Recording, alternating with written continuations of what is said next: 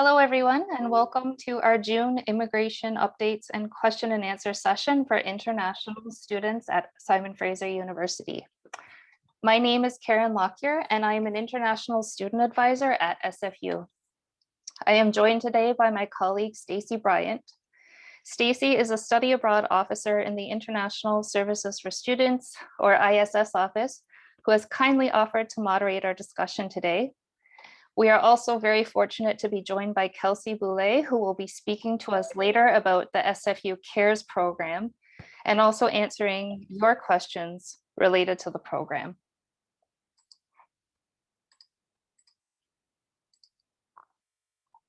Given the current context, it is more important than ever to acknowledge the land that we are on. As visitors on this land, we have an important responsibility to acknowledge the unceded grounds on which we are all privileged to gather in the pursuit of higher education. I would therefore like to begin today by respectfully acknowledging the Musqueam, Squamish, Tsleil-Waututh, Katsi, Coquitlam, Kikite, Kwantlen, Semiahmoo, and Tsawwassen peoples on whose traditional territories our 3 SFU campuses reside.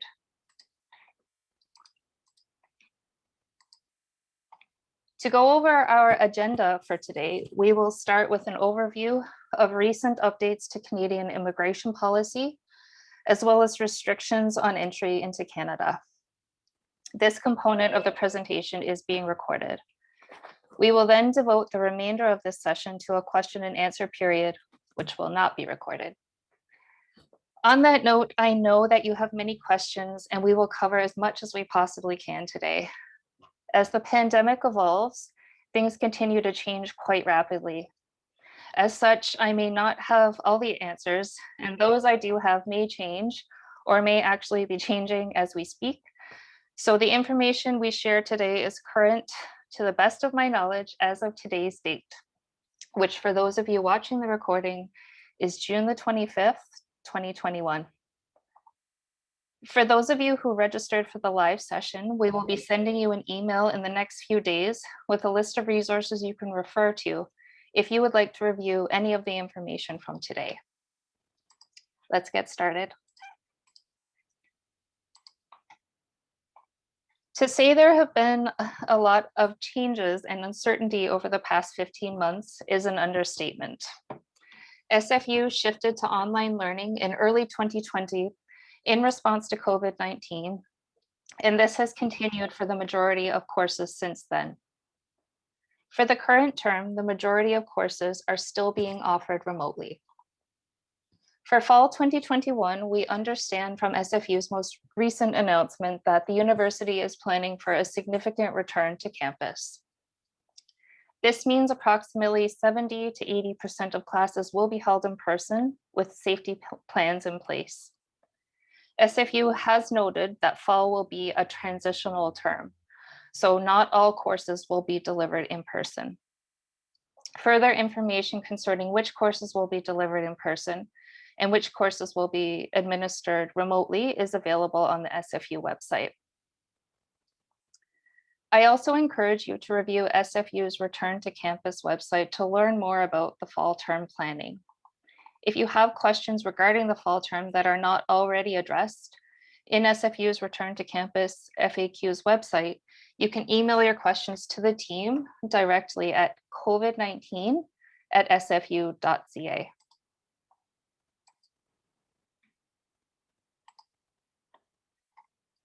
Many of you have had and continue to have questions about how online learning may impact your study permit and post-graduation work permit.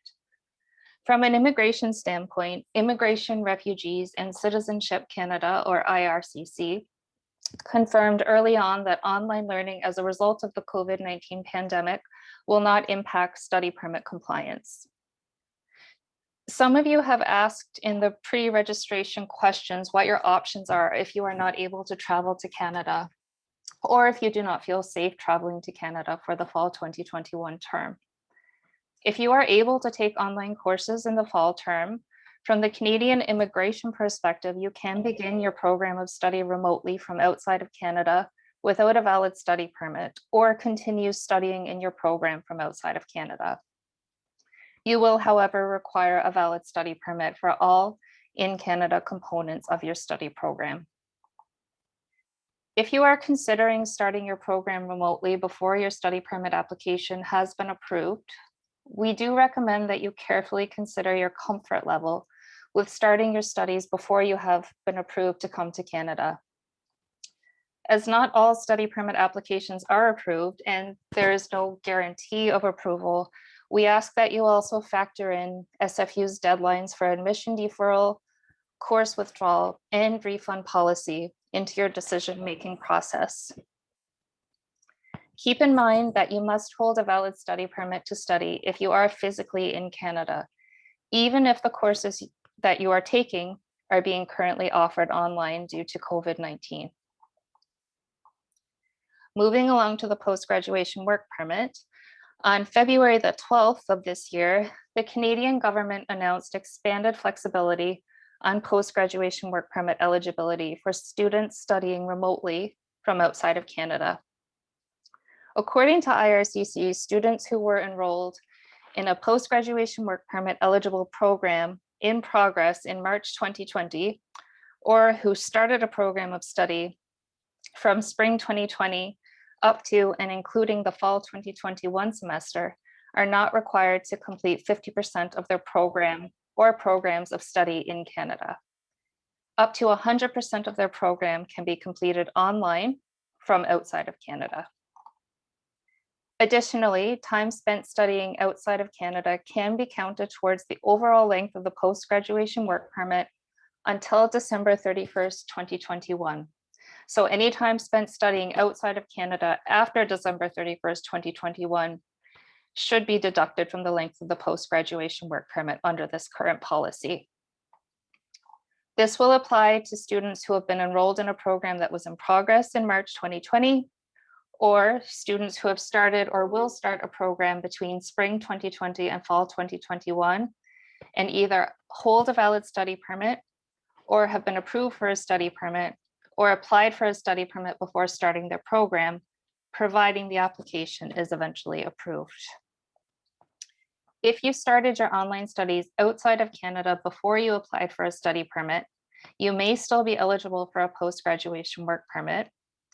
Only the time you spent studying online after your application was received will count towards the length of the post-graduation work permit, however.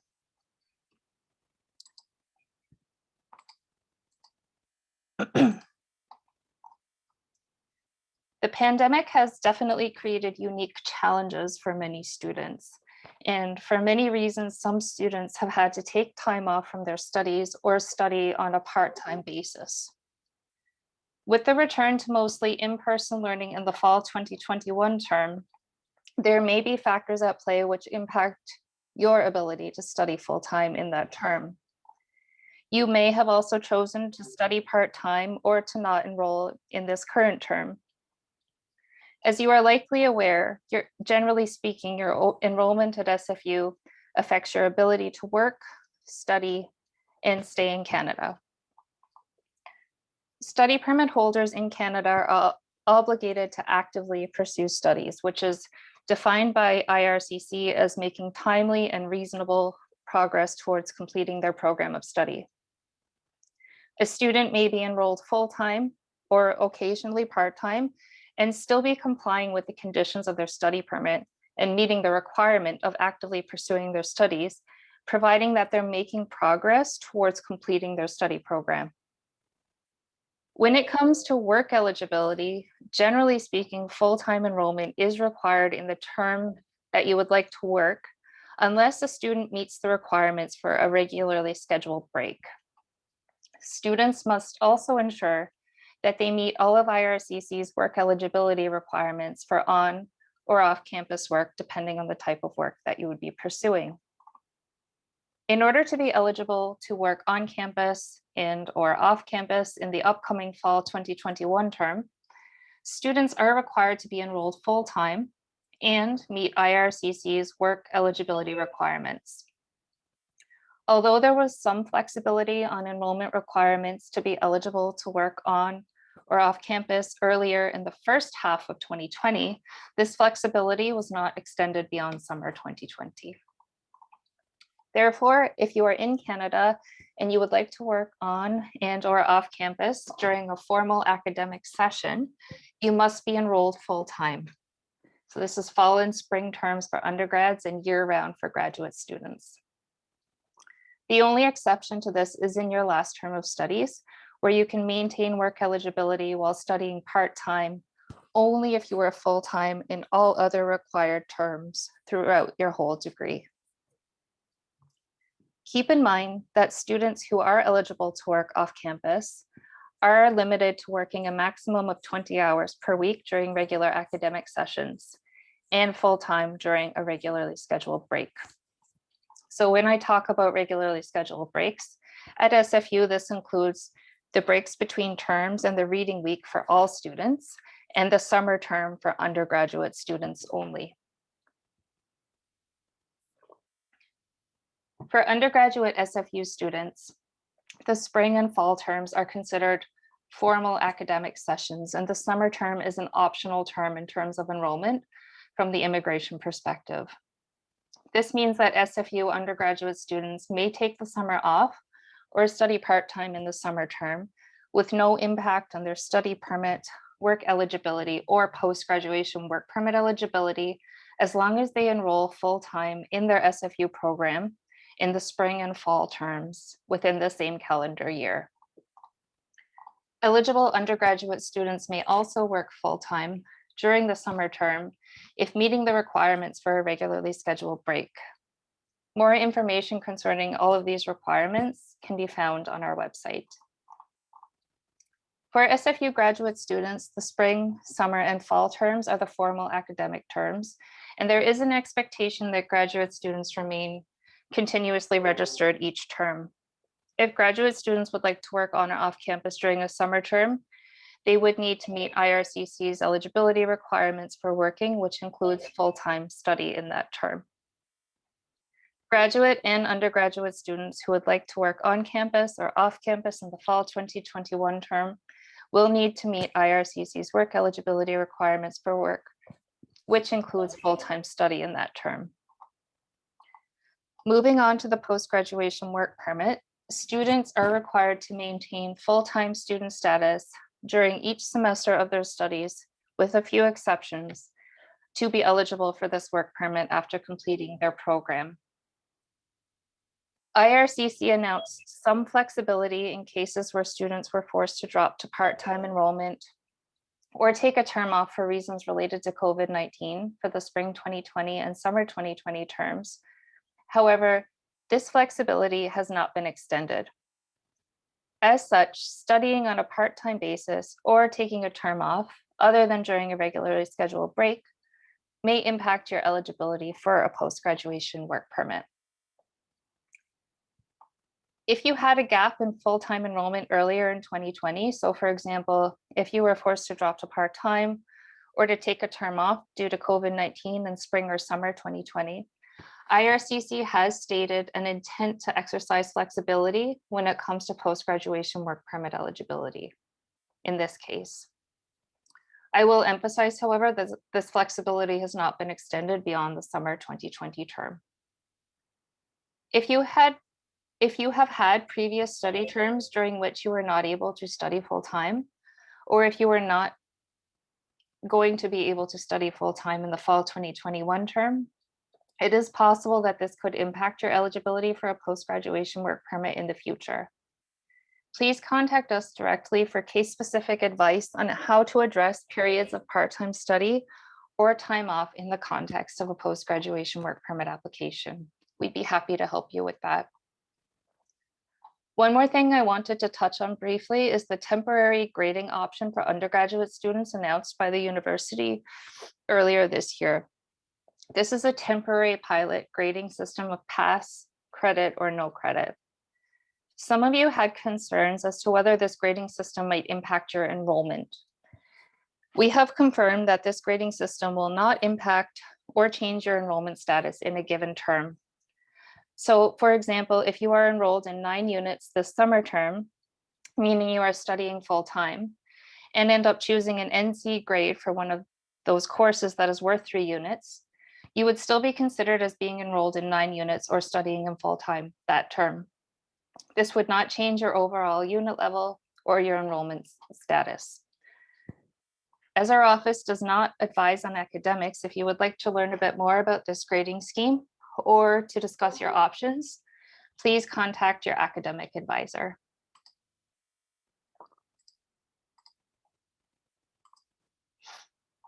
Next, we're going to go through some key updates about application processing and biometrics requirements, as there have been quite a few changes in this regard.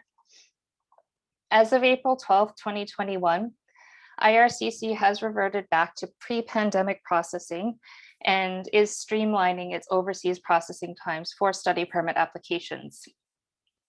If you recall, earlier this year, IRCC confirmed that if you submit your complete study permit application, including your biometrics and immigration medical examination results, if required, by May 15, 2021, you should get a final decision by August 6, 2021. If you are not able to submit an application prior to May 15th, IRCC has stated that they will process complete applications submitted after that date as quickly as possible. Although it's important to note here that they are not able to guarantee that you'll get a final decision before the fall semester begins. Some applications do take longer to process and they may not be finalized by the August 6th date. As an example, an incomplete application or an application that requires the officer to request more information. I had a look, and currently study permit applications submitted outside of Canada are showing an estimated processing time of about 7 weeks. If you are a current or continuing student who is outside of Canada and your study permit has expired, or it will expire while you are away, applying for a study permit outside of Canada is not considered a study permit extension application, but instead it would be considered a new study permit application. And that will actually be processed at a visa office outside of Canada. Although you may start or resume your program remotely by taking courses outside of Canada without having a valid study permit, it is important to keep in mind that you must have a valid study permit in order to attend in-person components of your studies here in Canada. Since not all study permit applications are approved, and since there could be factors at play which cause delays in the processing of applications, it is strongly recommended that you apply for your study permit as soon as possible if you are able to do so, if you need a new one to return. If you are in Canada, please rest assured that you will have maintained status, formerly implied status, as long as you apply to extend your study permit before it expires. Please keep this in mind. If you are here in Canada, you must apply to extend your stay before your current study permit expires in order to maintain your status as a temporary resident. This has not changed. Information on how to apply for a study permit extension in Canada or a new study permit from outside of Canada is available on our website, along with all of our instruction guides. After reviewing the guides, please feel free to contact us if you have questions that are not addressed there. Moving on to biometrics. Biometrics collection is suspended or limited in many areas of the world, but study permit, visa, and work permit applicants who are in Canada continue to be temporarily exempt from the requirement to give biometrics. So if you are applying to extend your study permit from within Canada, for example, you would be temporarily exempt from the requirement to give biometrics at this point in time. For those of you outside of Canada, if you applied for your study permit on or after April 12th, 2021, please follow the specific deadline indicated on your biometrics instruction letter from IRCC.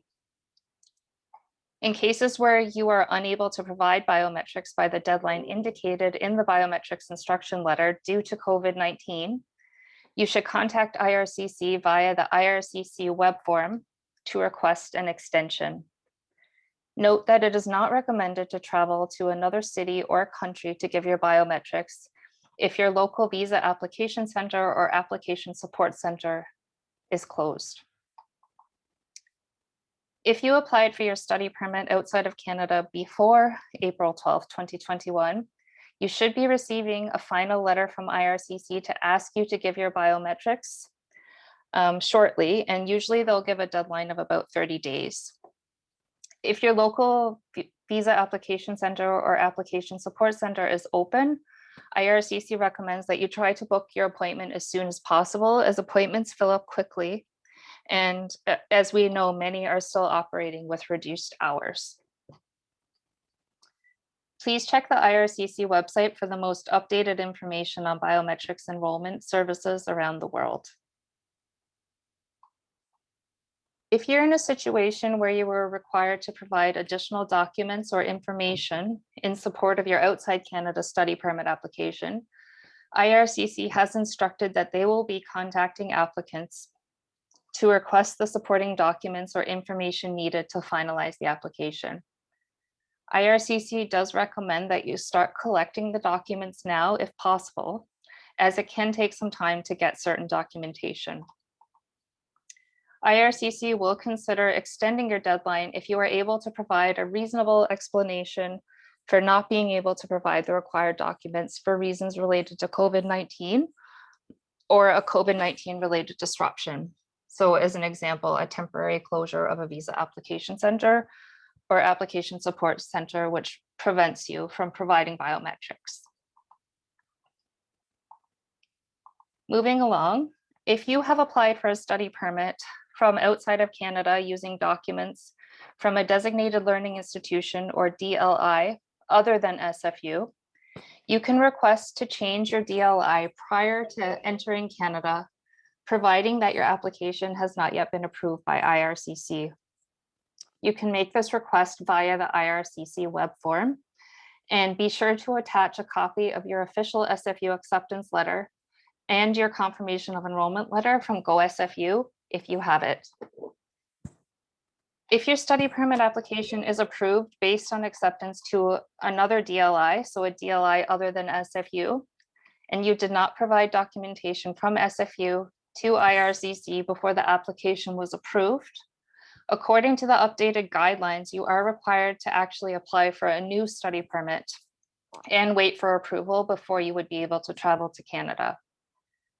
If you're already holding a valid study permit, so not just an approval letter from IRCC, but the actual permit itself, and you are transferring to SFU from another institution, then you would only be required to complete the DLI transfer process in order to notify IRCC of the change to your institution. And you can complete this process via your MyCIC account. Several of you had questions regarding the current requirement to hold a valid immigration medical exam in order to enter Canada. If you have been living in a designated country or territory for more than 6 months consecutively in the past 12 months prior to your travel to Canada, it's our current understanding that you would need to have valid immigration medical exam results to travel to Canada. And just as a note, an immigration medical exam is valid for 12 months only, and it would need to be valid at the time you seek to enter Canada. If you have been approved for a study permit from outside of Canada, so let's say you're outside of Canada and you hold a letter of introduction, but your immigration medical exam will be expired by the time you travel to Canada, then in this case, it's our understanding that you would need to undergo another immigration medical exam before traveling to Canada. If you do not have a valid immigration medical exam on file, it's possible that you may not be allowed to board your flight or to enter Canada.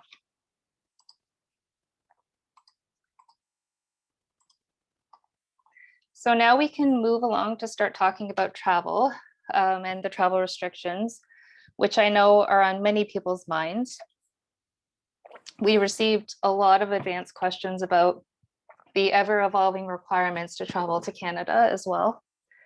The most common question we have been receiving as advisors is, can I travel to Canada? Many students who are here are also wondering whether they will be allowed to return to Canada if they go home for a visit. While there is no one-size-fits-all answer to these questions, the Government of Canada did introduce updates to the travel restrictions back in October of 2020, which were positive in the sense that they may allow for more international students to enter or re-enter Canada. I do want to encourage you to consider, though, what is best for you at this time, because the question isn't only can you travel to Canada right now, but also should you? What decisions will best support your physical and mental health as well as your academic success? Because all of these are critical elements of your well-being. On the topic of travel restrictions, the temporary travel restrictions for travelers seeking entry into Canada have recently been extended until July 21st, 2021. As COVID-19 continues to evolve rapidly, these dates may be further extended or modified if needed. At this point, it's still really unclear when the travel restrictions will be lifted, how long they will remain in effect, or if there will be further changes made to the travel restrictions and quarantine requirements. Earlier this week, the Government of Canada introduced some upcoming changes to the quarantine requirements, which I will get to a bit later in my presentation. Under the current travel restrictions, as an international student, you must meet the following requirements that you see here on the slide in order to travel to Canada. So first of all, you must either have a valid study permit or have been approved for a study permit and have a port of entry introduction letter from IRCC. That's the first point. Secondly, you must be able to demonstrate that you are attending a designated learning institution or a DLI with a COVID-19 readiness plan that has been approved before you travel to Canada. And I'm happy to report that SFU continues to have an approved COVID-19 readiness plan in place. Finally, you must be traveling for a non-optional and non-discretionary purpose. So what is non-discretionary? Travel will be deemed discretionary or non-discretionary depending on individual circumstances. And the Canada Border Services Agency, or CBSA, will make the final determination on eligibility to enter Canada. However, if you're coming to Canada as an international student, it's our understanding that if you meet the requirements as discussed, you should be considered to be traveling for an essential purpose, and you may be able to come to Canada regardless of the date of issue of your study permit or the letter of introduction or the country from which you are traveling. If you are coming to Canada as a student, it's very important that you're carrying all the required documentation. So that includes like your letter of acceptance and your confirmation of enrollment letter if you have it, and that your DLI is on the approved list, and that you're able to demonstrate you're coming here to study. Please do not make plans to travel to Canada until you are sure you meet all requirements for entry, including either final approval of your study permit application or a valid study permit, and a valid temporary resident visa or electronic travel authorization, or ETA, if required based on your citizenship.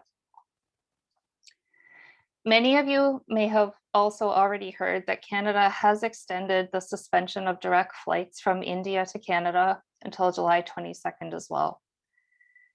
At this point in time, if you are planning to arrive to Canada via an indirect route from India, you must obtain a COVID-19 pre-departure test from a third country before continuing your journey to Canada.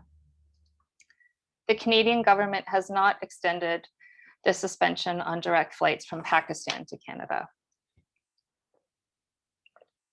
Immediate family members, and when I say immediate family members, I mean a spouse or common law partner or dependent children, for example, may be able to come with you to Canada, provided that they have the proper immigration documents and that their reason for traveling is also non-discretionary. Generally speaking, immediate family members seeking to accompany and support you during your studies in Canada should be considered to be traveling for essential or non-discretionary reasons. At this point, non-essential travel to Canada, such as tourism or short visits, is not generally allowed. Depending on their country of citizenship, your family members may also require a valid temporary resident visa or electronic travel authorization in order to travel to Canada. So just a really quick recap on this topic, which I know is complex, and some considerations to keep in mind. The final decision with regards to entry to Canada will always rest with the officer at the port of entry. So as international student advisors, we are not able to 100% confirm for you whether you'll be permitted to enter Canada, but we can certainly guide you on what you would need in order to be eligible to travel. Please refer to IRCC's website for the comprehensive list of documents you are required to carry when you travel to Canada. And we also have this information located in our COVID-19 frequently asked questions for international students website. Just as a precautionary measure, we are also strongly recommending that you contact your airline in advance of your travel date to Canada, just to clarify whether there are any additional documents you will be required to carry in order to board your flight. And last, but certainly not least, please ensure you have the appropriate immigration documents and authorizations required to travel before you travel. If you're unsure or if you have questions, you're always welcome to contact us directly.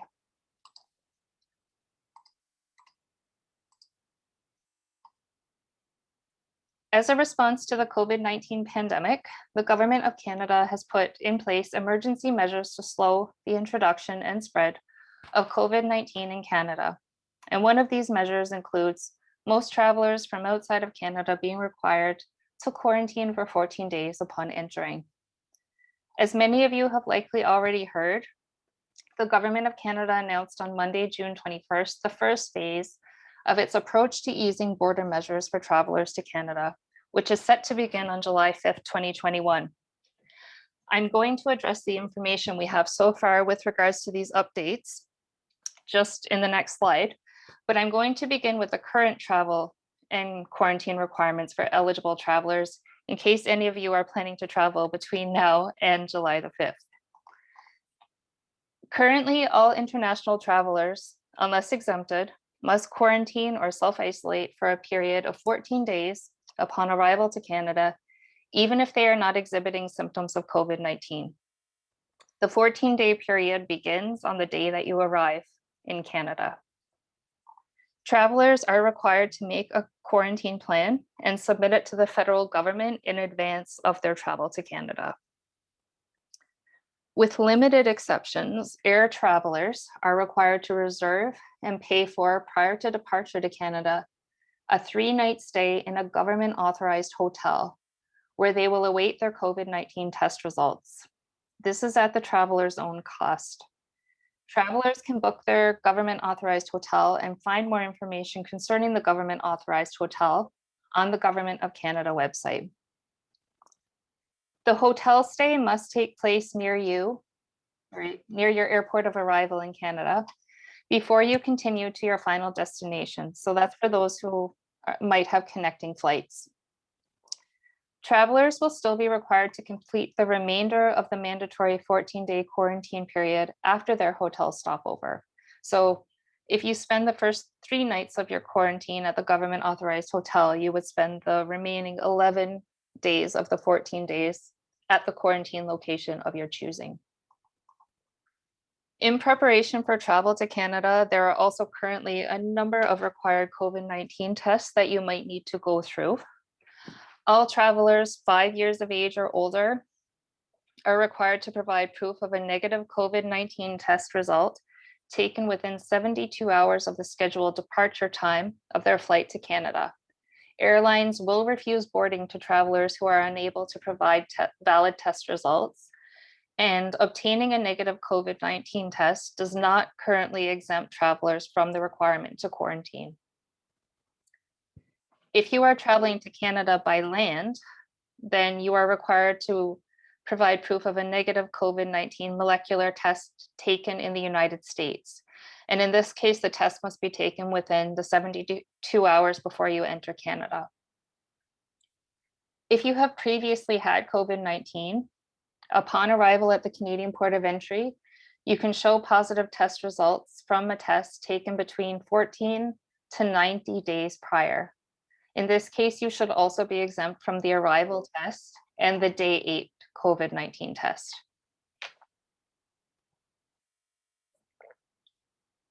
As of February 22nd, 2021, all travelers coming to Canada by air, with some exceptions, are required to take a COVID-19 molecular test also when they arrive in Canada before exiting the airport.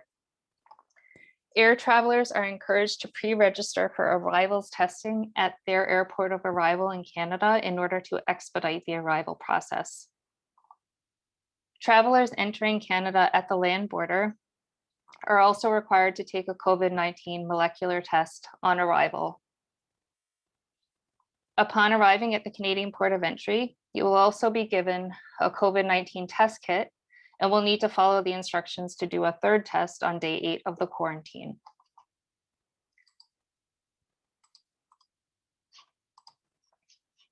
Sorry about that.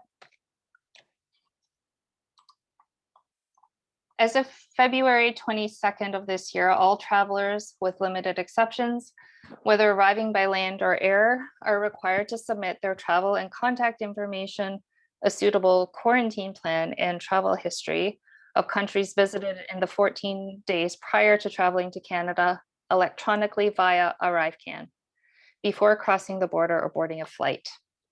This information must be submitted within 72 hours before your arrival to Canada, and failure to complete the ArriveCan app may result in you being denied boarding of your flight. Once you've submitted your information through ArriveCan, a receipt will be emailed to you, so make sure that you're ready to show the ArriveCan receipt when seeking entry into Canada. You will also use ArriveCan to confirm that you've arrived at a government authorized hotel or address provided for your quarantine or isolation period, and complete a daily COVID-19 symptom self-assessment during the quarantine period. Students planning to travel to Canada should also register their travel and isolation plan with SFU at least 10 days before traveling to Canada. Registering your plan with SFU helps us to better coordinate supports for you during your quarantine period. You can find further information about this in SFU's self-isolation guide. If you have received final approval of your study permit from outside of Canada, it's also recommended that you complete the Vancouver International Airport expedited processing submission form, because this will actually help expedite the process of issuing your study permit upon arrival.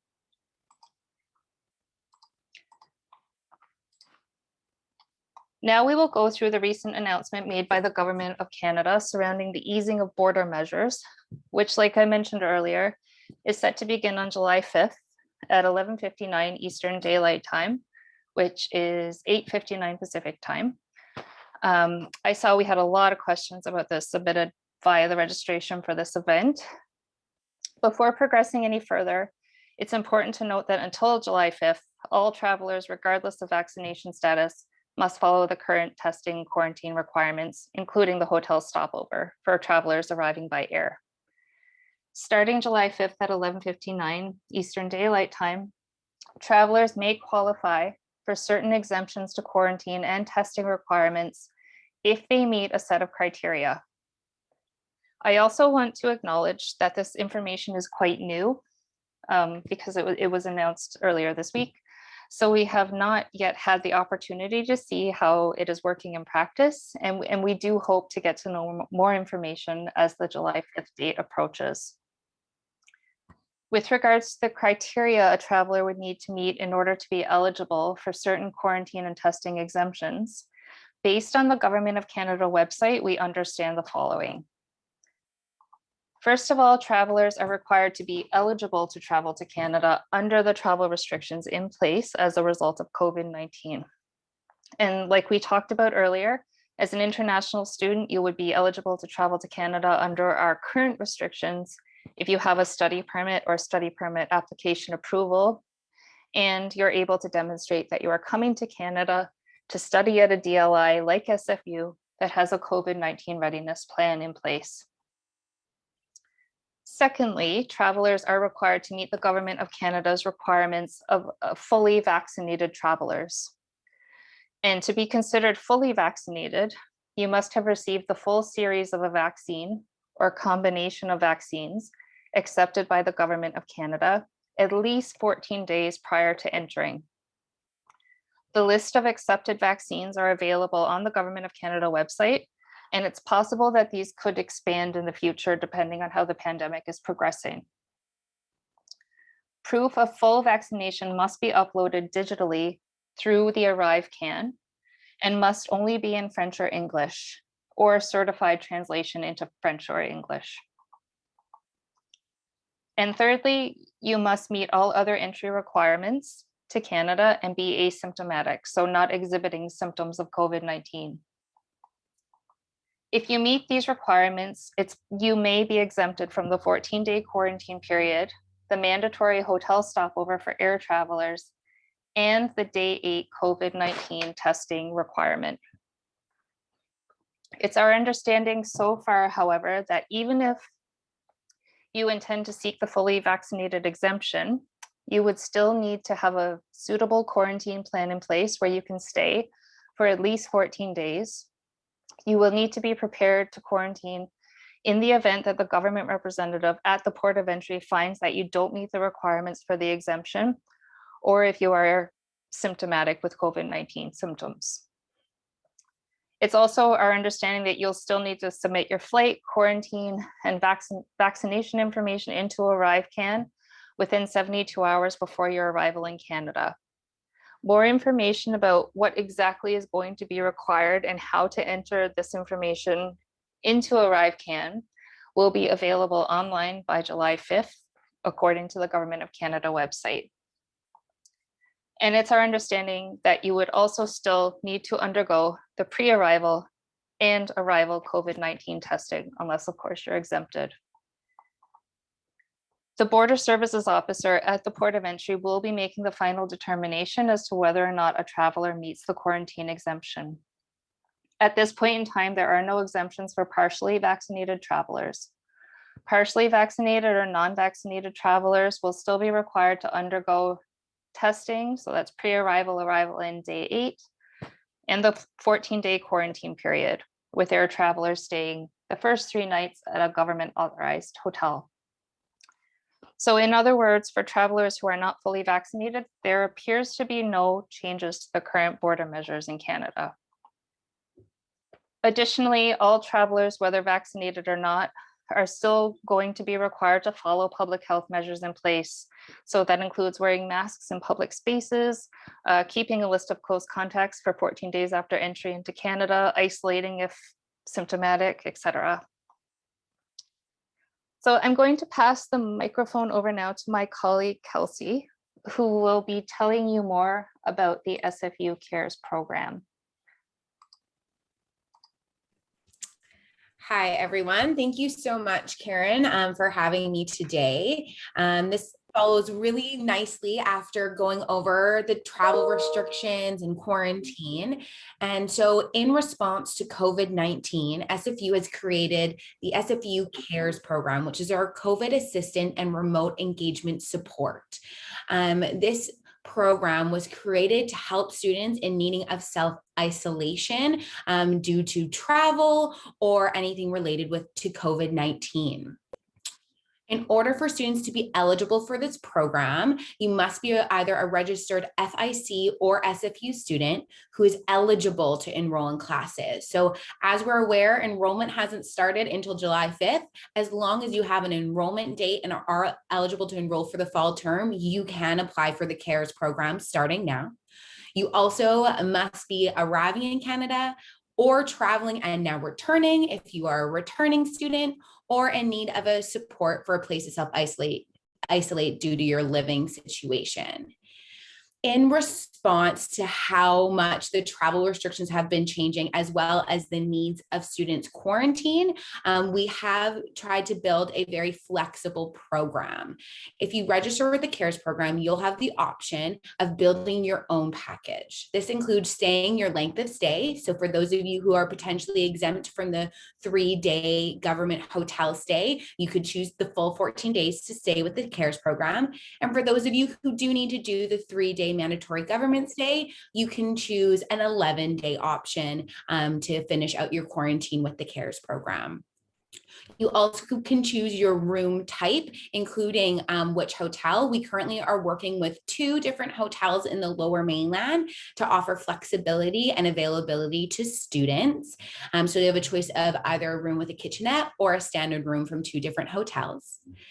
As well as you'll have the option to choose meal add-ons. This is in the form of grocery credit and or a skip the dishes gift card. The nice part about this is it's not mandatory for you. So if you want to manage your own meals during quarantine, you absolutely can. But for those of you who are worried about not having a credit card in order to use some of the delivery services, we will be able to secure those gift cards for you so that you can go ahead and make sure you get meals while you're staying in quarantine. We also, as part of the CARES program, will be offering individual support and check-in. So whether you decide to stay with the CARES hotel and be a part of that package, or simply have a place of quarantine but want more support during your self-isolation period, myself and my team are here to support you. We can go to the next slide. So in order to prepare to self-isolate, first, you can choose to book with the CARES if this is an option that fits best for you. I will, after I finish, put the link to our page so you can check out all of the different options. We are incredibly flexible with the CARES booking, especially as we're aware of with these new restrictions coming in July 5th that have changed the requirements based on vaccination levels of quarantine. We have a lot of flexibility in cancellation. We do receive a lot of questions from students are, when can I cancel? What's the cancellation policy? You'll be able to cancel your booking with the CARES program up until the day of your check-in. So as long as you give us at least 24 hours notice and really right up to the time of check-in, you will be able to cancel or adjust. Say you want to change your dates because flights are canceled or whatever may happen with your travel to Canada. Otherwise, like I mentioned, you just need to be eligible to enroll. So most of you should already have your enrollment date. So you should be able to book with the CARES program. And the only other thing we ask is that have your travel plans finalized. If you're going to book with the CARES program, we need those dates in order to give you an accurate booking. So we do ask that before you book with us, you have a finalized plan. Karen already mentioned this. In order, we do recommend as you prepare to travel to review our SFU self-isolation guide. This will step through everything you need to do to prepare to travel. So make sure you're reviewing it. It's a 5-step guide that will help with everything from pre-departure to arriving in Canada, the documentations you need and everything that way. As well as we do ask that you register your plan. So after making your travel arrangements, SFU is asking all students to register their plan with a self-isolation form. By doing so, this will automatically ensure that you will get check-ins with SFU and myself and my team during your self-isolation, regardless of if you choose to book a CARES package or not. So we do highly recommend you do that as well. I think that's everything for me. Thank you, Karen. Thank you so much, Kelsey, for joining us today and also for all the amazing work that you and your team do. It's so appreciated. So we have one more slide to get through before we start with the question period. And it's an important topic. It's medical insurance. It's always important that you have medical insurance while you are at SFU. However, given the current COVID-19 context, it's especially important now to ensure that you have adequate medical insurance during your stay. For those of you who are located in BC, the British Columbia Medical Services Plan, or BCMSP, has made some temporary policy changes due to COVID-19, which you can find on their website. This includes providing coverage to students who are holding maintained status in Canada while awaiting a study permit extension. The temporary coverage can be requested and extended until October the 31st, 2021, and you must apply directly with MSP. BCMSP is also providing coverage for medical services related to suspected or confirmed cases of COVID-19 for individuals in BC who are not eligible for MSP. Moving on to GuardMe, the GuardMe at SFU plan. Only new students in their first term are enrolled in this temporary primary insurance plan intended to provide students with coverage during the 3-month wait period for MSP. Continuing SFU students are not automatically enrolled in GuardMe in subsequent terms, and therefore must apply for MSP if they are residing in British Columbia. If summer 2021 was your first term at SFU, you would have been automatically enrolled into GuardMe, and that would go until August the 31st of this year. As you will not be enrolled in GuardMe covered in subsequent terms, it is your responsibility to enroll with BCMSP if you have not done so already. If you began your studies outside of Canada during this term, the opt-out deadline has already passed. If you're in Canada and you have valid MSP, you can apply to opt out of the GuardMe insurance to receive a partial refund of the fees paid by July 31st, providing you have not used the policy. If instead you purchased interim insurance through GuardMe, there is unfortunately no opt-out option. With regards to secondary medical insurance, if summer 2021 was your first term at SFU, you would have needed to manually opt into the secondary medical insurance term during the change of coverage period, which has already passed, in order to have it this term. However, moving forward upon your enrollment in the fall 2021 term, you will be automatically enrolled into the secondary medical insurance plan. So that's the SFSS Health and Dental Plan for undergraduate students and the GSS Benefits Plan for graduate students. This spans for a policy year. So the policy year goes from September the 1st, 2021 to August 31st, 2022. I also wanted to mention that there's a retroactive opt-out period for, which goes from July 5th to July 19th of this year, for students who have been outside of Canada and meet certain requirements. And you can visit the Student Care website at www.studentcare.ca for more information on this in order to make an informed decision. Finally, I wanted to mention my SSP, which I hope many of you are already familiar with. This year has been really hard, and it can be helpful to talk to someone. My SSP offers free confidential counseling and mental health support services in multiple languages, 24 hours a day, 7 days a week to SFU students. You can download the app. It's really easy to use, and you can download it at the link here on the screen. And I do encourage you to reach out and use this service if you think it might be helpful for you.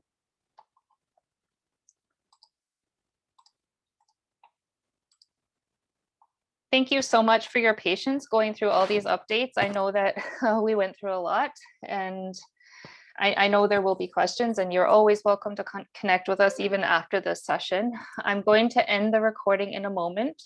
So for those of you watching the recording, thank you so much for watching, and we hope to see you in a future workshop or in one-on-one advising.